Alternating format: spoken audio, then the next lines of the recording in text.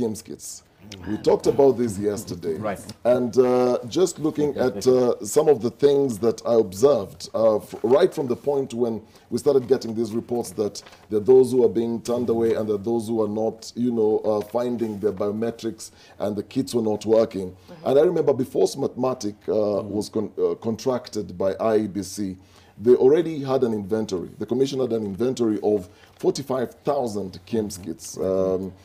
Out of which 41,000 of them were in very, very good condition, And Smartmatic supplied 14,100 additional KIEMS kits, which were also in good working condition, which brought the total number of kits that were in good condition to 55,100.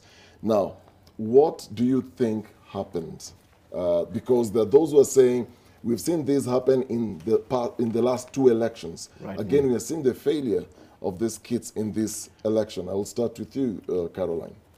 I think the usual happened. And if you ask me, and I know we said this yesterday, for a budget of 44 billion, we should not have seen this happen.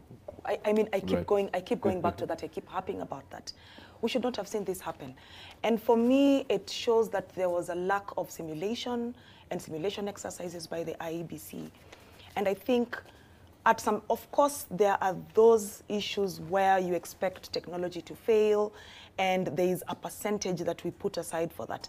But again, for this budget, we should not have seen that. I think if this happens once, twice, 3 times, we begin to see a pattern of weaponized and intentional incompetence, in my view.